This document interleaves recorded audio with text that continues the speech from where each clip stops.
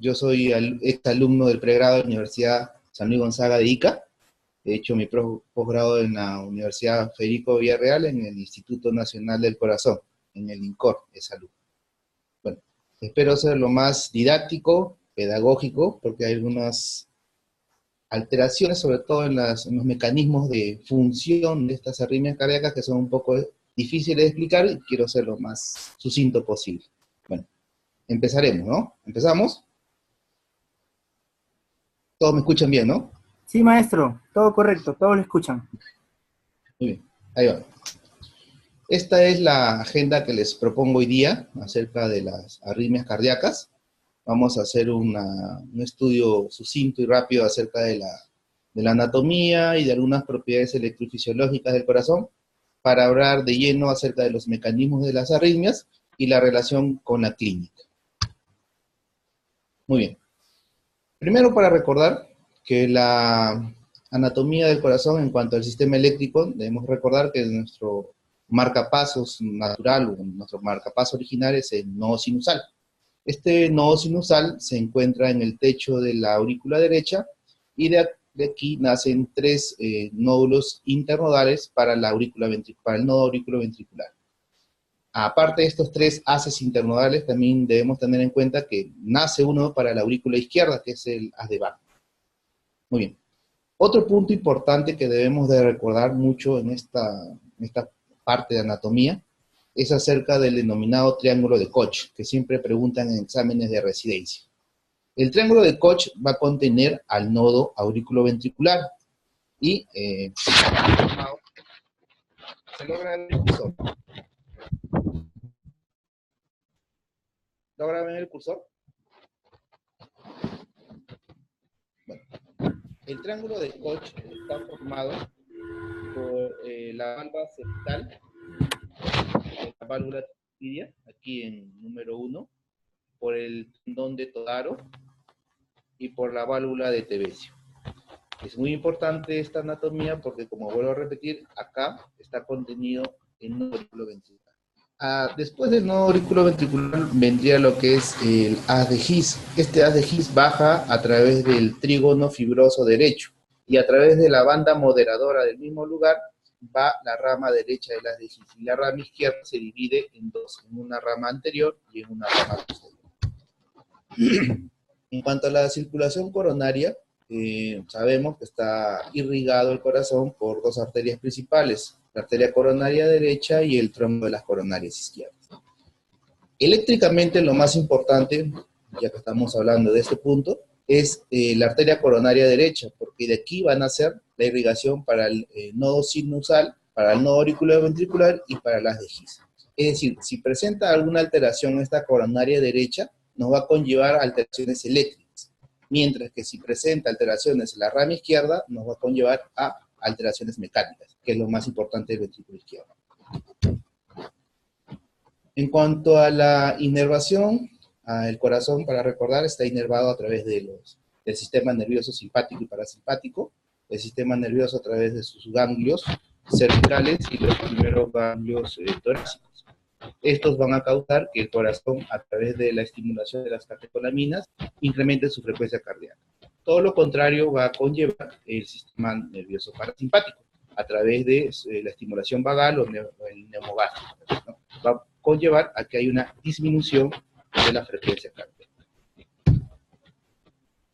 Ahora, en cuanto a las propiedades electrofisiológicas que va a presentar las células del corazón, debemos de recordar algunos puntos importantes para poder ya entrar de lleno para hablar acerca de los potenciales de acción. Bueno, el automatismo no es más que la propiedad de la célula cardíaca de generar su propio estímulo, es decir, es la capacidad de que tiene la célula de poder despolarizarse por sí misma. La conducción es la propiedad en la cual nosotros la vamos a denominar como dromotropismo, o sea, el automatismo genera y el dromotropismo transmite el potencial de acción. El inmunotropismo es la propiedad de la fibra miocárdica, mediante el cual la fibra puede contraerse, o sea, incrementa su fuerza, incrementa su tensión. El plasmotropismo es la capacidad de despolarizarse ante la llegada de un estímulo eléctrico. El cronotropismo es la propiedad de la célula miocárdica de contraerse de manera espontánea y de manera regular. Entonces, si tenemos un inotropismo, que es la capacidad de contracción, también debemos tener un lusotropismo, que es la capacidad de relajarse. ¿Ok? Sigamos. Entonces, las células cardíacas o las células de los miocitos son células altamente especializadas que se van a encargar tanto de la generación como de la conducción del impulso eléctrico, como también de la contracción mecánica. Como vemos en el gráfico, nuestro nodo sinusal, que es el marcapaso natural, va a generar frecuencias cardíacas de alrededor de 60 a 100 latidos por minuto. Luego baja por los haces internodales hasta el nodo auriculoventricular. Aquí ocurre un stop fisiológico, en el cual el nodo auriculoventricular va a descargar aproximadamente entre 40 y 60 latidos por minuto. Luego viene lo del haz de His y las fibras de Purkinje, en las cuales también pueden generar latidos de aproximadamente 30 a 40 latidos por minuto. Con esto quiero explicarles, quiero que entiendan, que si el nodo sinusal no inicia el estímulo eléctrico, tenemos los nódulos subsidiarios que van a poder iniciar este estímulo, ayudando al nodo que está o que no está funcionando. Pero lo que hay que recordar es que mientras más nos alejemos del nodo sinusal, o sea, el estímulo, mientras más se aleje del nodo sinusal, la frecuencia cardíaca va a disminuir.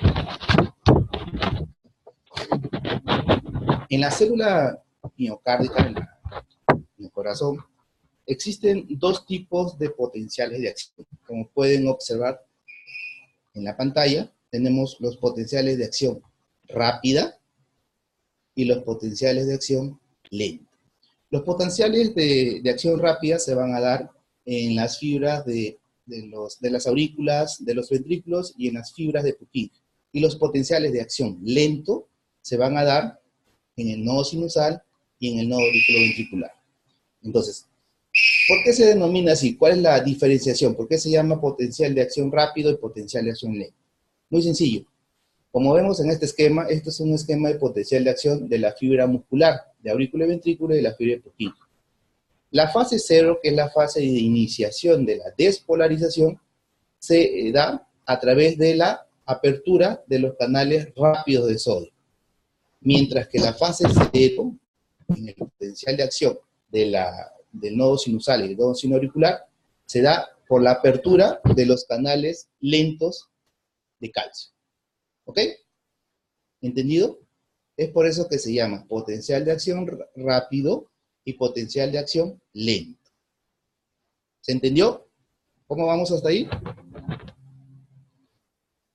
Chicos, ¿todo bien? ¿Se escucha, no? ¿Todo bien, no? Sí, doctor, todo bien, dicen. No se preocupen. Se está entendiendo hasta ahí, ¿no? Todo Muy bien. excelente. Es por eso que nosotros llamamos potenciales de acción lento y potenciales de acción rápido. ¿Ok? Por los canales. Los canales de apertura rápido de sodio y los canales de apertura lenta de calcio. Así va. Dentro de las propiedades electrofisiológicas también debemos de tener en cuenta, o debemos de tener muy en cuenta, las propiedades de la refractariedad. Tras una contracción, va a ser necesario que la célula cardíaca se relaje. A esta relajación nosotros lo vamos a llamar como fase refractaria. Esta fase refractaria se va a dar para que los miocitos no puedan ser despolarizados nuevamente. Por lo tanto, el periodo refractario se va a definir como el intervalo de tiempo posterior a la despolarización durante el cual la célula no es excitable. Y esto se va a deber, ¿por qué? Como vimos anteriormente, a la falta de una corriente despolarizante de sodio. El periodo refractario nosotros lo podemos dividir en dos. Una refractariedad absoluta y una refractariedad relativa. La refractariedad absoluta, como vemos en el esquema, se da en la fase 1 y en la fase 2. ¿Qué quiere decir? Que en esta fase, así aparezca un estímulo eléctrico, la célula no va a despolarizarse. Mientras que la refractariedad relativa quiere decir que si hay un estímulo fuerte, continuo, va a poder iniciar un nuevo potencial de acción. Una vez entendido las pautas y los puntos que hemos dado, ya podemos irnos nosotros a entender con más claridad cómo es que se produce una arritmia cardíaca, los mecanismos por los cuales se va a producir una arritmia cardíaca. Existen tres alteraciones generales que se producen acá.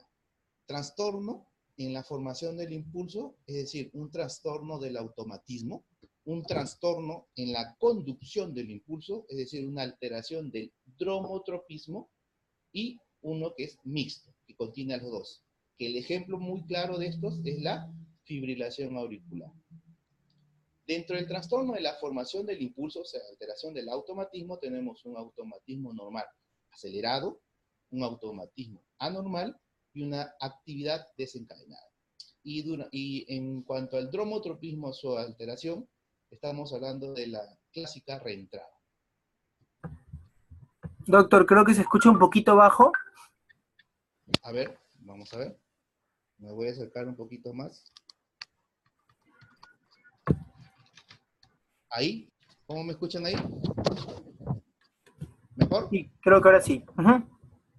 Sí, maestro. Mejor, ¿no? Sí. Muy bien. Entonces, vamos a hablar acerca de las alteraciones del automatismo, o sea, alteraciones de la formación del impulso eléctrico. Como ya hemos mencionado, tenemos alteraciones del automatismo normal acelerado, automatismo normal y actividad desencadenada. En el automatismo normal acelerado, aquí todo impulso eléctrico se va a iniciar en el nodo sinusal. Es decir, aquí nosotros tenemos el nodo sinusal intacto, sin ninguna alteración.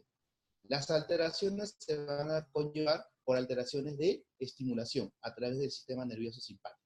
Por ejemplo, la fiebre, incremento de las catecolaminas, anemia, también en los pacientes que están con un shock séptico, o pacientes que tienen alteraciones de todo lo que es los electrolitos y también de la tiroides.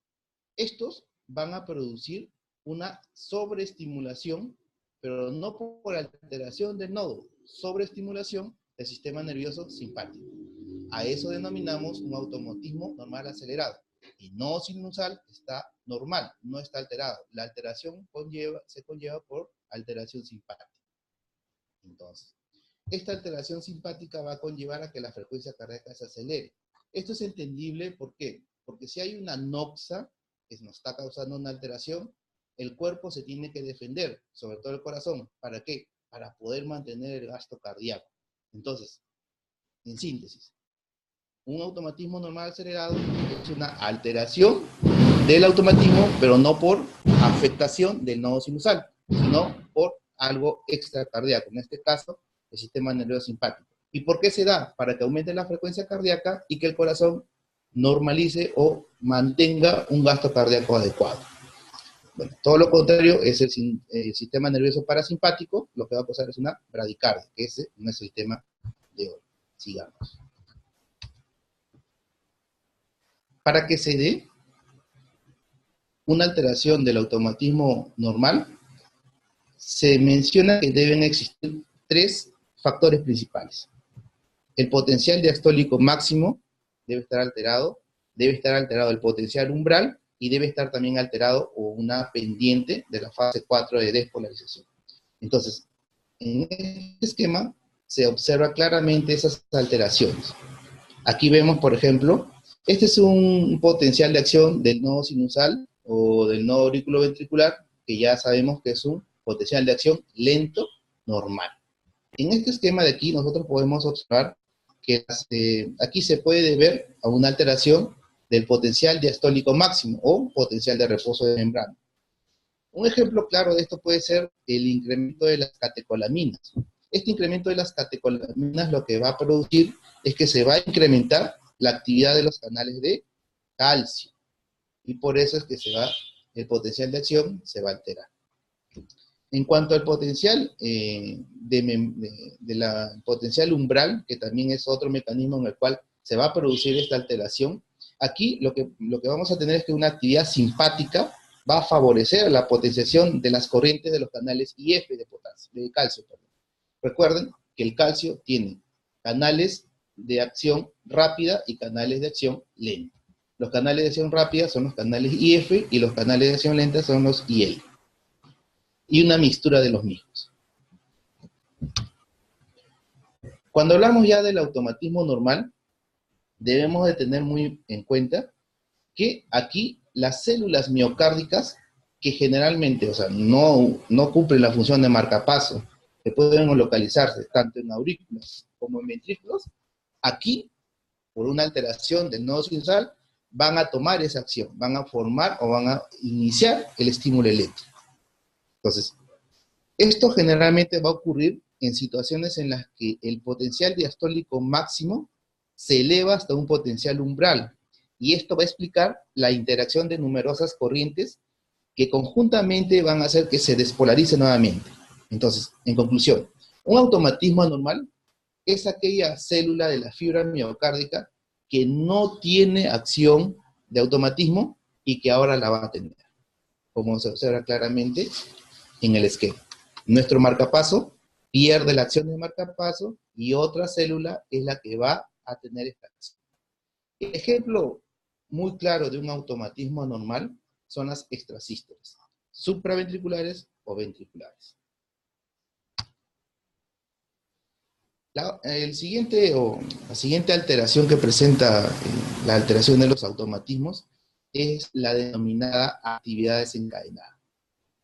Esta actividad desencadenada se define como la iniciación del impulso causado por postpotenciales. Y lo que hay que recordar, que los postpotenciales únicamente se pueden producir cuando hay presencia de un potencial de acción previo, que es el que va a desencadenar el nuevo potencial de acción. Entonces, estos postpotenciales se pueden dividir en postpotenciales precoces y postpotenciales tardíos. El esquema, como se observa claramente, aquí estamos en la fase terminal 2. ¿Por qué? Como hemos explicado, la fase 1 y la fase 2 es una fase refractaria absoluta. Ningún estímulo va a producir una nueva despolarización. Por eso que cuando hablamos de un potencial precoz, podemos hablar de la fase terminal de la fase 2 o en la fase 3, que ya estamos en el periodo refractario parcial. Y el postpotencial tardío es cuando se da en la fase de transmembrana, o en la fase 4. Aquí hay una alteración de la bomba sodio-potasio. En la fase del postpotencial precoz, en la fase 3, lo que está alterado es ¿qué? El potasio. ¿Y cuál es la característica o el ejemplo primordial en una alteración de potasio? La taquicardia ventricular polimórfica denominada torsal de Points. ¿Ok? Bien.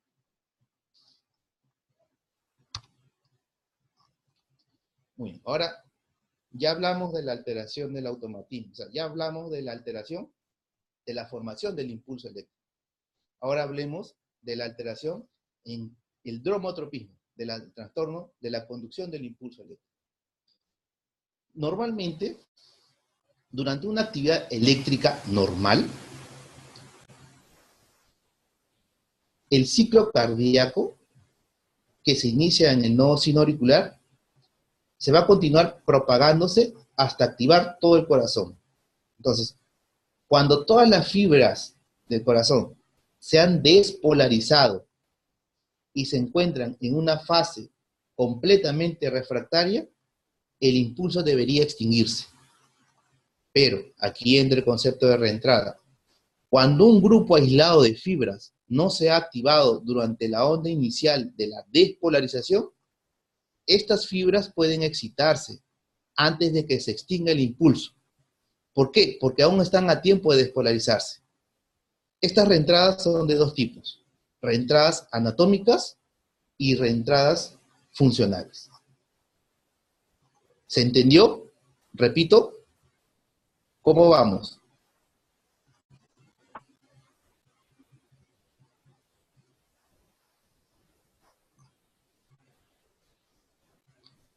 ¿Se llegó a entender? ¿O vuelvo a repetir? ¿Cómo vamos? Dígame. Repita, por favor. Ya. ¿Qué punto quiere que repita? ¿El trastorno de la reentrada? Sí, Ya. gracias. Muy bien. Entonces, lo importante es que salgan de esta conferencia, de esta exposición, entendiendo, porque me han dado una parte un poquito complicada acerca de las arritmias cardíacas. Entonces, vuelvo a repetir. La actividad eléctrica normal va a estar dada por la iniciación del impulso eléctrico que se da en el nodo sinusal, ¿ok?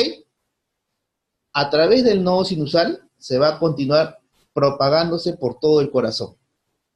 Entonces, cuando todas las fibras ya se han despolarizado, o sea, ya han iniciado todas las fibras su despolarización, y se encuentra en la fase refractaria, normalmente lo que continúa es la extinción del impulso eléctrico. ¿Ok? El impulso eléctrico se extingue en esta fase. Pero existe un grupo aislado de fibras, las cuales no se activan durante esta onda inicial de despolarización. Estas fibras pueden todavía excitarse antes de que se extinga el impulso, porque aún están a tiempo de despolarizarse. Eso es el mecanismo de la reentrada. Este mecanismo de la reentrada se puede dar de dos maneras. Por una reentrada anatómica y una reentrada funcional. En el esquema subsiguiente le voy a explicar con más detalladamente para que se entienda mejor. Para que se produzca una reentrada, debe existir un sustrato, que es la presencia del tejido miocárdico con diferentes características. Debe existir una zona de bloqueo, que puede ser un bloqueo anatómico, un bloqueo funcional, o de ambos tipos. Debe existir un bloqueo de conducción unidireccional y también debe existir un trayecto de conducción lenta. Muy aparte, esta masa crítica de tejido que va a estar ahí alterado va a sostener los frentes de onda de reentrada circulante y por último debe también existir un desencadenante que la inicie. Entonces, en este esquema les voy a explicar con más detalle cómo se produce una reentrada. Entonces, las reentradas, como ya mencioné, pueden ser reentradas anatómicas y reentradas funcionales. Una reentrada anatómica es la denominada reentrada clásica, la cual se va a basar en un obstáculo anatómico no excitable. Por ejemplo, si el paciente se ha infartado, deja una huella, deja una escara en la fibra del corazón. Entonces, esa escara, esa huella, es el obstáculo anatómico que va a conllevar a una reentrada anatómica. Imagínense acá, este es el mecanismo de reentrada. Este circulito de acá nos viene a ser el obstáculo anatómico no excitable, o sea, la escara que está en el corazón. La escara que no permite que este estímulo de aquí vaya de frente, que es lo normal. Entonces, existe este obstáculo anatómico que no permite que el estímulo pase de frente. Entonces, este obstáculo anatómico que está acá va a crear dos vías. ¿Para qué? Para que normalmente siga pasando el estímulo eléctrico. Fisiológicamente, si hay un obstáculo anatómico, el estímulo eléctrico pasa de aquí y se va por las dos vías. Una vía lenta y una vía rápida. Y se continúa. Eso es lo fisiológico. Pero en el mecanismo de reentrada existen alteraciones de la vía rápida. Entonces, tenemos una vía rápida y una vía lenta.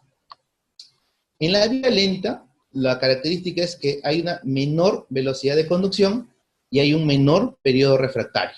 Y en la vía rápida, la velocidad de conducción es mayor y el periodo refractario también es mayor. Como ya mencioné, que para que se dé un mecanismo de reentrada, no solamente tiene que haber un bloqueo, o sea, un sustrato, también debe haber un bloqueo unidireccional. Entonces, viene el estímulo, pasa normal, pero para que se inicie la reentrada debe haber un potencial de acción prematuro. Pasa un estímulo y hay otro potencial de acción prematuro que inicia nuevamente el circuito eléctrico.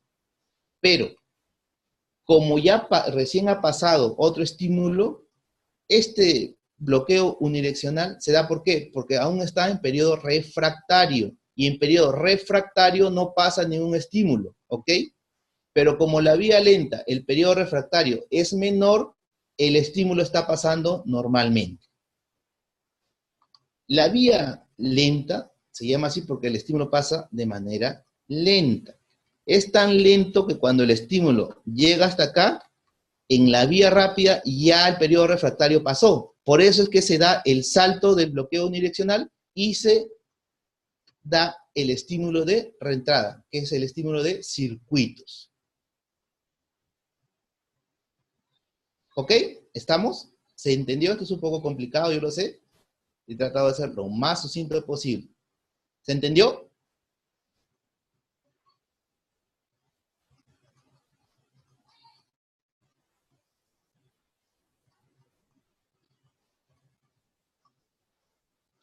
¿Cómo vamos? ¿Se entendió el mecanismo de reentrada anatómica?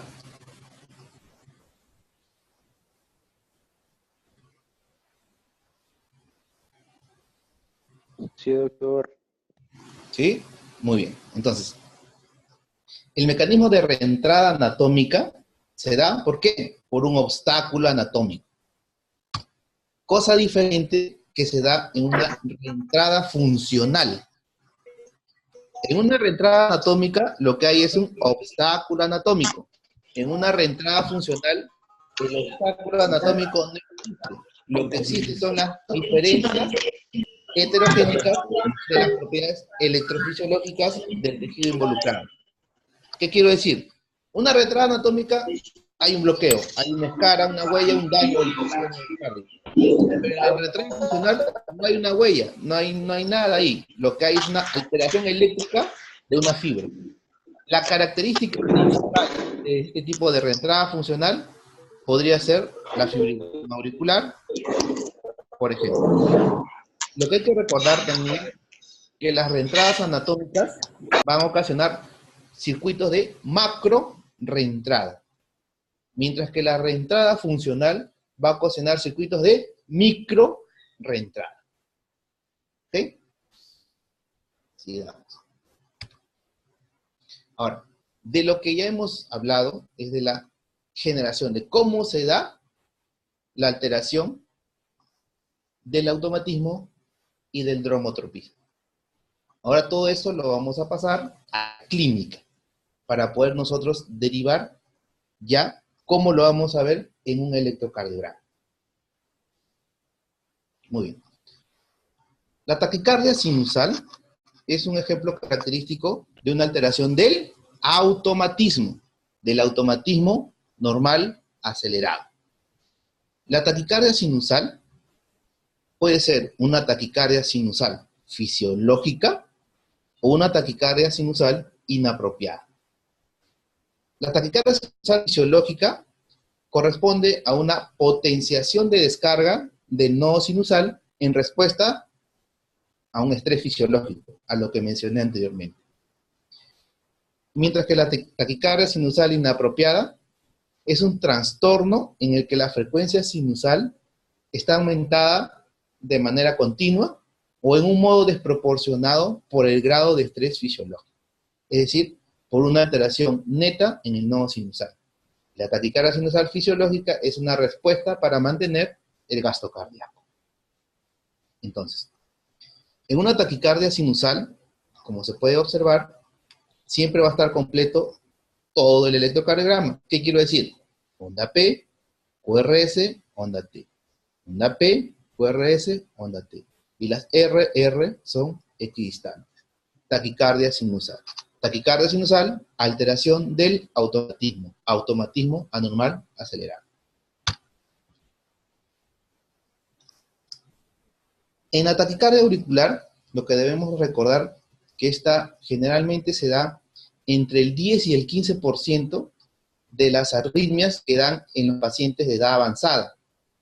Generalmente, el paciente aquí ya tiene una cardiopatía estructural, que puede ser una cardiopatía estructural isquémica, pero también se puede dar por alteraciones hidroelectrolíticas, porque los pacientes tienen EPOC, porque hay una toxicidad de algunos fármacos, y estas taquicardias auriculares pueden ser, recordando, unifocales y multifocales.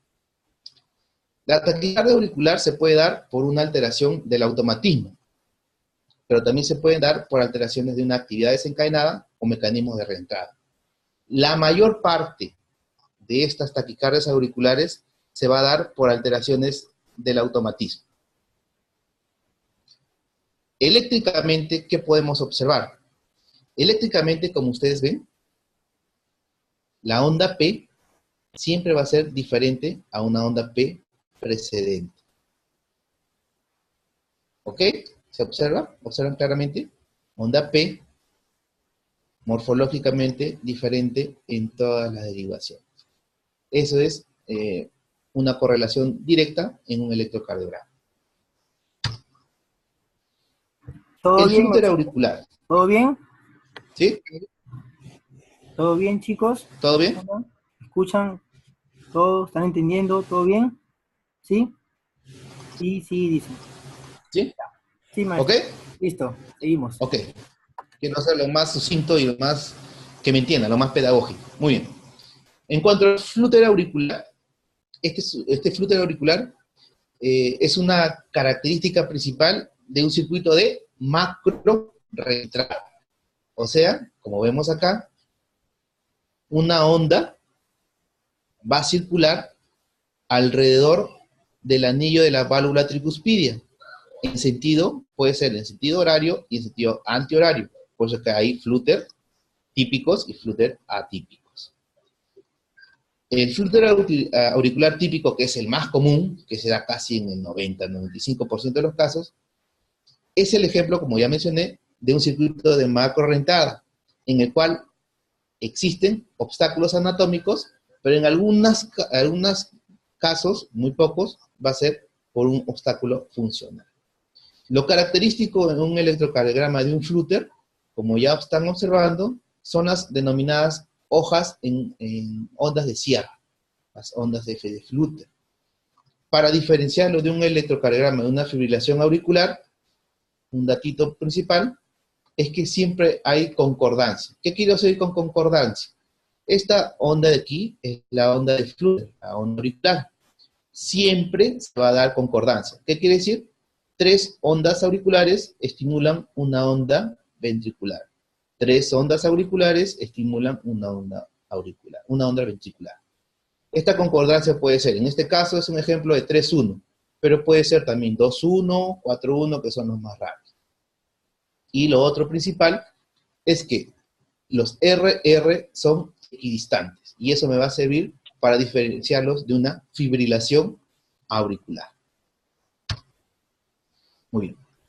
La fibrilación auricular es un ejemplo de alteración mixta, tanto de la formación del impulso, o sea, alteración del automatismo, como de el dromotropismo. Lo que vamos a ver es focos ectópicos diversos en aurícula izquierda. Generalmente en vena pulmonar se encuentran la mayoría de estos focos. Y circuitos de micro o circuitos numerosos de reentrada. Lo que debemos tener en cuenta en la fibrilación auricular, de manera sucinta, es que va a haber una actividad eléctrica desorganizada. Esta actividad eléctrica desorganizada nos va a conllevar a una actividad mecánica alterada y una respuesta ventricular también alterada. Con todo esto, vamos a conllevar a disminución del gasto cardíaco y a formación de trombo, porque hay una alteración en toda la aurícula. Se mueve de manera indistinta. Eléctricamente, lo que vamos a ver es un ritmo totalmente caótico. Como vemos en el esquema del lado derecho, diferentes focos ectópicos con diferentes dromotropismos. Entonces, ¿cómo se refleja en un electrocardiograma? Con un electrocardiograma totalmente desordenado. Las RR no son equidistantes y no observamos onda P. ¿Por qué? En realidad, todas estas vibraciones son las ondas P. ¿Por qué? Porque tenemos múltiples focos ectópicos. No vemos una sola onda P como vemos acá. ¿Ok? Muy bien. Entonces, la fibrilación auricular, ¿de qué es ejemplo? De una alteración mixta, tanto del automatismo como el dromotropismo. Ahora hablemos de otro tipo de alteraciones eléctricas en el corazón. sobre todo las taquicardias por reentrada auriculoventricular, que son las taquicardias más comunes, son las que nosotros denominamos taquicardias paroxísticas supraventriculares, que tienen un inicio rápido y también un fin rápido. Estas son las características de las mujeres entre los 18 y los 35, 40 años. Son las más comunes que podemos presentar. Entonces, la taquicardia por reentrada auriculoventricular, es una taquicardia en la cual vamos a tener, como vemos aquí en el esquema, aquí está agrandado, una conducción anterógrada porque baja de aurícula a ventrículo por la vía lenta. Pero también vamos a tener su conducción retrógrada, o sea, de ventrículo a aurícula, a través de la vía rápida. Entonces, baja por la onda lenta y sube por la vía rápida. Es por esto que cuando nosotros vemos un electrocardiograma, no vemos onda P. Pero ¿cuál es la diferencia de una fibrilación auricular? Que los RR son equidistantes, siempre miden lo mismo. En algunos casos se puede ver una pseudo P, que aquí está indicado con la flechita roja. Se puede ver unas ondas P al final del QRS, que nosotros la denominamos como pseudo P. Esto es importante aclarar porque las taquicardias por reentrada auriculoventricular tenemos dos tipos, una reentrada nodal típica y una reentrada nodal atípica. Esta es la típica. Generalmente no vemos onda P en la típica. Y si se ve como una pseudo P, inmediatamente después del QRS. Entonces, esta taquicardia intranodal común tiene una conducción lenta, rápida. ¿Ok? En la taquicardia por reentrada no común o atípica, ya la conducción no va a ser lenta, rápida, como observamos acá, sino que la conducción va a ser rápida, lenta. Es por eso que en esta taquicardia sí podemos ver onda P, pero la onda P siempre va a ser negativa y se va a dar después del complejo QRS, no inmediatamente después. Recuerden también el dato que les dije, en una taquicardia por reentrada AB generalmente no hay onda P. En la taquicardia por reentrada AB atípica o no común, la onda P la vamos a ver después del complejo QRS. Lo característico es que si ustedes miden el RP, debe medir menos de 80 milisegundos, o sea, menos de 2 cuadritos. Este es un dato importante para poder diferenciarlas de las taquicardias por reentrada auriculoventricular con vía accesoria. Muy bien. En este tipo de taquicardias, en las taquicardias por reentrada de vía accesoria, va a haber una conducción rápida y un periodo refractario largo en el nodo auriculoventricular. Aquí el circuito va a intervenir una vía accesoria, que es la de acá, una vía accesoria, pero va a intervenir también el nodo auriculoventricular. Es decir, el estímulo va a bajar anterógradamente por el nodo auriculoventricular y a través de una vía accesoria, retrógradamente va de nuevo a la aurícula y lo va a estimular al nodo auriculoventricular.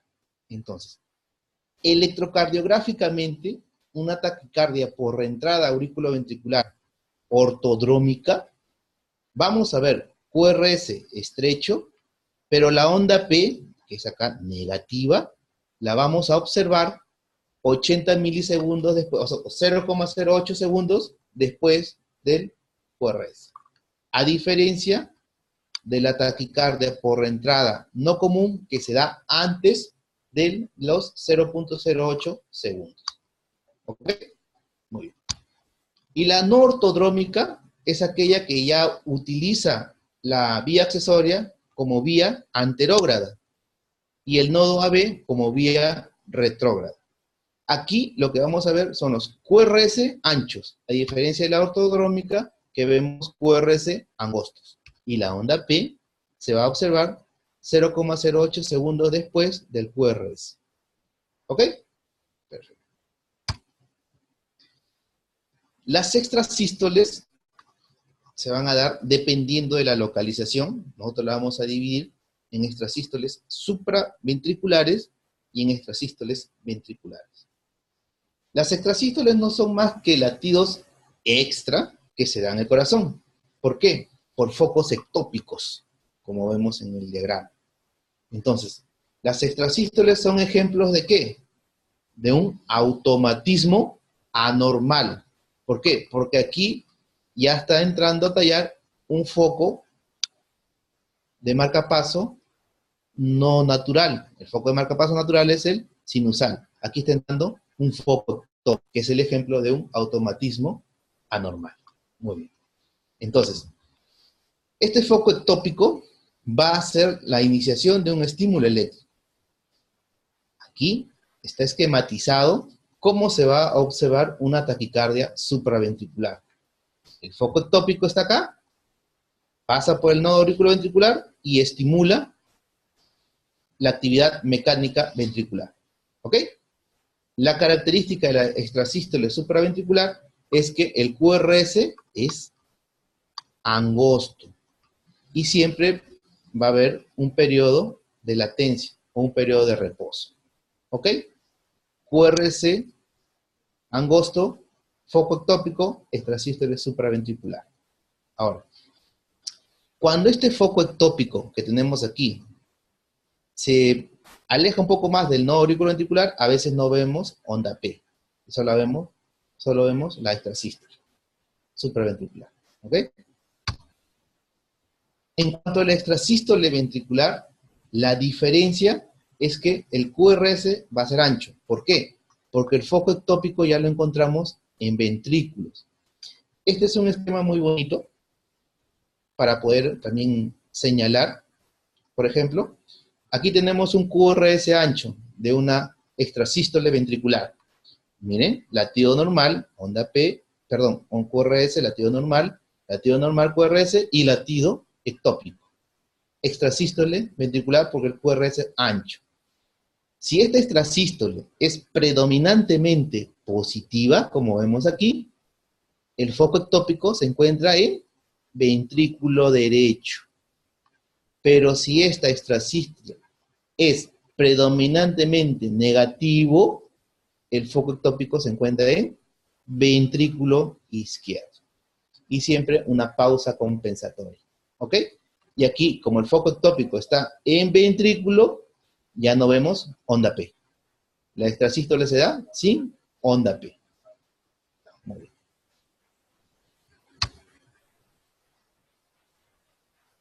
Ahora pasemos ya como le dije, las extrasístoles son ejemplos de alteraciones del automatismo. ¿Qué tipo? Automatismo anormal, por focos ectópicos.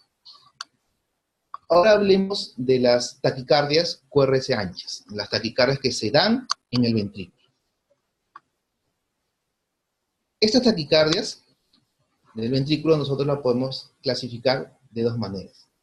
En taquicardias ventriculares monomórficas y en taquicardias ventriculares polimórficas. Estas taquicardias ventriculares monomórficas se van a producir, la gran mayoría, casi la totalidad, en presencia de una cardiopatía estructural. Y el mecanismo principal es una reentrada, una macro reentrada. La mayoría de los pacientes que tienen esta cardiopatía estructural se va a dar porque tienen una cardiopatía isquémica. Para nosotros definirlo, la definición común o más normal de una taquicardia es aquella que presenta taquicardia, una taquicardia ventricular, una taquicardia QRS ancho que dura más de 30 segundos. Si esta taquicardia QRS ancho es menor de 30 segundos o menos de 3 latidos, se llama taquicardia ventricular no sostenida. El otro tipo de taquicardia es la taquicardia polimórfica. En esta taquicardia polimórfica, como vemos anteriormente, en la monomórfica todas son QRS ancho iguales. En la polimórfica, ya el QRS ya es diferente en cada latido. Entonces, si la taquicardia monomórfica es un ejemplo de reentrada, de macro reentrada, la taquicardia polimórfica generalmente se da por alteración del automatismo. En este caso, por actividad desencadenada, por los denominados postpotenciales, que es la gran mayoría. También se puede dar por reentrada, pero en muy pocos casos. La gran mayoría es por alteración del automatismo. ¿Qué tipo? Por alteración de los postpotenciales. Como ya mencioné, el ejemplo más primordial que tenemos en estos casos es la torsade de Pons. Muy bien. Aquí lo que estamos viendo, o lo que vemos aquí, es un flúter ventricular y una torsade de Pons. ¿Cómo lo diferenciamos? La torsade de Pons, como ustedes ven, la torsade de Pons es la torsión de puntas, que se denomina. Vemos aquí, punta hacia arriba, punta hacia arriba, punta hacia arriba, punta, y se tuerce, y punta se va hacia abajo. Se tuercen las puntas. En la fibrilación ventricular es un ritmo caótico, totalmente arrítmico. Todos los latidos son diferentes a los otros. Ambos son taquicardias, generalmente con alta tasa de mortalidad. Muy bien, este ha sido un pequeño resumen para poder explicarles las características de cómo se forma una arritmia cardíaca, cómo se da la arritmia cardíaca, y para explicarles con una correlación clínica las principales taquicardias que nosotros vamos a tener. Espero haber sido lo suficientemente explicativo, lo suficientemente pedagógico para que puedan entender las arritmias cardíacas. Y no sé si hay una pregunta para poder responder. Gracias. Gracias, doctor Pecho. Excelente exposición. Chicos, ¿alguna pregunta, por favor? Si tienen alguna pregunta, aprovechen. Pueden hacerla mediante el chat o pueden hacerla prendiendo su audio y preguntando, no hay problema. Me dicen y yo les activo el audio para que pregunten. ¿Alguna preguntita, muchachos? Lo que me faltó también colocar acá, para terminar, es los síndromes de preexcitación. ¿Me escuchan, no? Sí. Ya, los síndromes de preexcitación. El síndrome de preexcitación, el más común que nosotros conocemos, es el Wolff-Parkinson-White. Esto se va a dar por también una vía accesoria, por la denominada una vía accesoria de las de Kent, que va a producir el circuito de reentrada, de macro reentrada. Lo característico del síndrome de preexcitación en un electrocardiograma es que el PR lo vamos a encontrar un PR corto, un PR que mide menos o igual a 100 milisegundos, o sea, 0,1 segundo. Y por esa vía de activación retrógrada va a originar una onda delta, que es un notch que se va a ver en la parte ascendente de la onda R. Ya, ahora sí. Cualquier pregunta estamos a su disposición. Ya, chicos, damos unas 10 minutos para las preguntas. A ver, por favor, si tengan alguna preguntita ahí por el chat.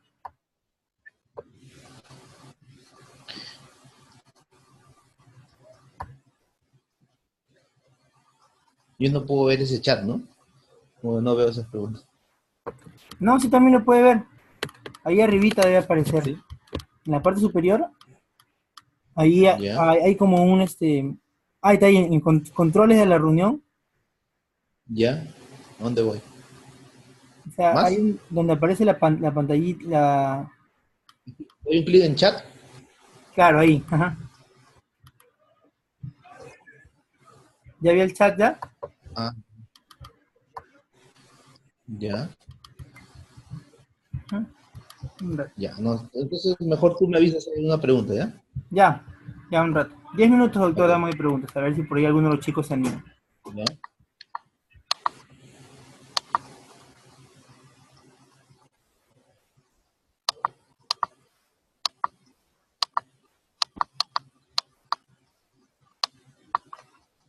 A 76 personas.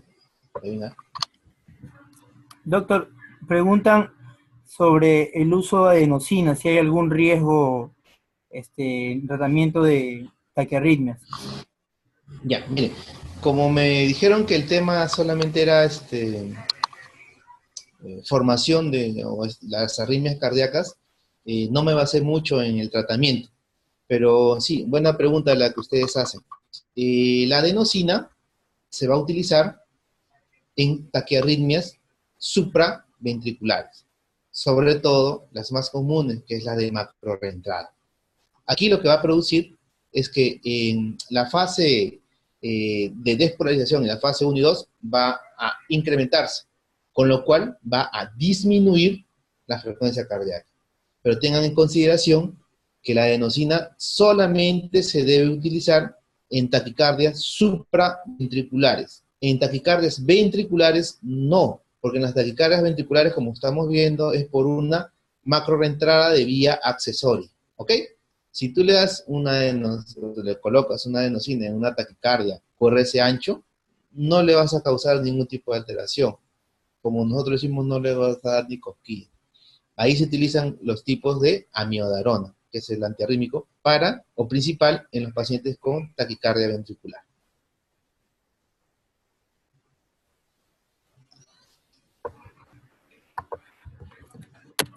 Doctor, le quería hacer una pregunta. Eh, Sí. Alguna vez vi que la American Heart Association planteaba 3 preguntas para que el médico debía hacerse para diagnosticar bien un ritmo cardíaco. No sé qué tanto, Ah, bueno, claro. ajá, si es bien Bueno, fiable esas preguntas, o bueno, en tu experiencia. bueno, en realidad es para manejo en atención primaria, ¿no? Y para manejo rápido en emergencias, ¿no? Se pregunta, en una de esas preguntas está el QRS, ¿no? Si es un QRS ancho, QRS angosto, que es lo que hemos explicado. Sí, es factible, sí se puede hacer. Pero sí, rápidamente, porque recuerden que ustedes van a estar en emergencia y ante una emergencia, una arritmia cardíaca, deben actuar inmediatamente. Ya más.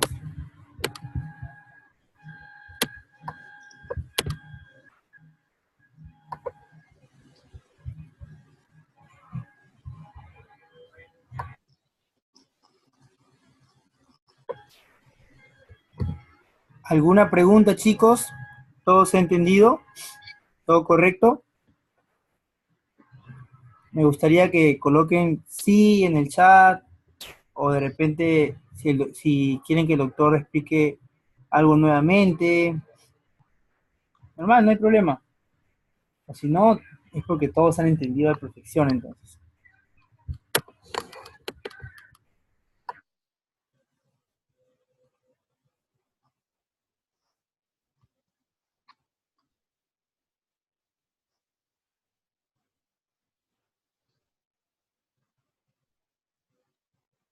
Aquí veo que la pregunta, ¿me escuchas, no? Sí, sí se escucha. Me dicen, el uso de adenosina tiene un riesgo en caso de preexcitación. ¿Cuánto tiempo se puede esperar para la ablación? Bueno, cuando hablamos de ablación cardíaca, ya estamos hablando de un tratamiento a más largo plazo. Siempre nosotros los cardiólogos iniciamos el tratamiento de las arritmias supraventriculares con antiarrítmicos. La adenosina, recuerden que es para emergencia, pero luego de la emergencia también hay tratamientos crónicos de estas arritmias. Si las arritmias cardíacas no se logran controlar con medicamentos, ahí recién estaríamos hablando de una ablación cardíaca. La ablación cardíaca es una electrofulguración de las vías accesorias que puede presentar la arritmia. Pero eso sí se da después, eso no se da inmediatamente. Primero hay que probar, según la guía, como nos dicen, primero probar con medicamentos. Si se logra controlar, perfecto. Ahora, me pregunta también sobre si hay un riesgo. En la utilización de taquicardias supraventriculares está indicado, pero como vuelvo a explicar, si ustedes a un paciente que tiene una taquicardia ventricular, la taquicardia ventricular se forma en una macro reentrada en el ventrículo, si tú estás dando la adenosina, vas a bloquear al nodo sinusal. Entonces puedes ocasionar ahí un paro cardíaco por adenosina. Entonces eso tiene que tener mucho cuidado. La adenosina solo está dada cuando hay arritmia supraventricular, no ventricular. Doctor, creo que, bueno, si bien la fibrilación auricular es, por así decirlo, la arritmia pues, más frecuente que podemos ver, me pareció muy interesante ese punto que usted mencionó sobre cómo diferenciarla, ¿no? ¿Podría, por favor, volver a repetirlo? Me pareció muy, muy bonito Claro. eso. Ya, le voy a poner el esquema de nuevo, ¿ya? Sí se pueden ver, lo pueden ver, ¿no? Sí se puede ver. Ujú. Vamos a poner el esquema nuevamente para que se entienda. Entonces, ¿cómo pueden ustedes diferenciar un flutter de una fibrilación? Por definición, nosotros también denominamos a la fibrilación auricular como una arritmia totalmente arrítmica. Entonces, si es una arritmia totalmente arrítmica, quiere decir que la distancia entre los RR no va a ser equidistante, va a estar alterado. ¿Por qué? Por los múltiples focos ectópicos con sus alteraciones de sus múltiples mecanismos de conducción. A diferencia del flutter, que el flutter es una macro reentrada, el flutter siempre va a tener concordancia. ¿Qué quiere decir? Que 3 estímulos auriculares conducen a un estímulo ventricular. 3 estímulos ventriculares conducen a un estímulo ventricular. Esta concordancia se va a dar, en este caso es una concordancia 3-1, pero también puede ser una concordancia 2-1, 4-1, que son las más alejadas. Esa es la diferencia eléctrica de cómo pueden diferenciar un flutter de una fibrilación auricular.